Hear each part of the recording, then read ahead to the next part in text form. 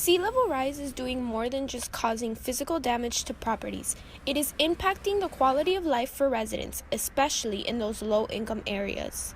For example, like Shorecrest, where I was this past October, and I was in knee-deep saltwater inundation. And I had residents in a community there tell me that they couldn't get to for example, their dialysis appointment, or that they were late because they couldn't get their car in and out of their apartment complex.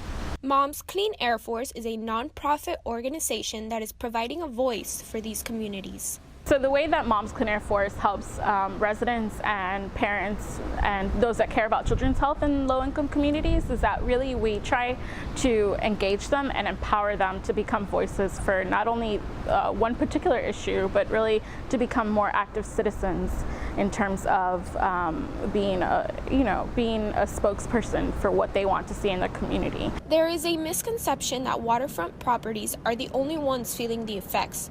Oftentimes, inland communities that are less resilient feel them just as much.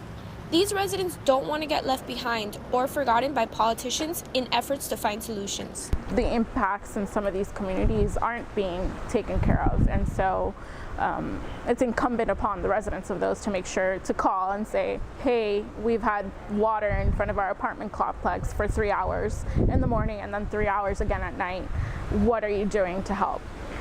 Miami Commissioner Ken Russell is one of those politicians fighting for the vulnerable communities through the implementation of the Sea Level Rise Committee. One of the things that I've shifted the focus within their board is looking at how sea level rise will affect the poorer community, the areas of need that aren't necessarily thought of in the traditional discussions of sea level rise. And so one of the main things I did was add a board member seat to the committee, which would be a social justice seat, basically. Residential pumps, which would be one solution to flooding, are about $1 million each, so the city would need help from the state and federal level. Right now, that sort of help isn't forthcoming necessarily if you attach it to words like sea level rise and climate change.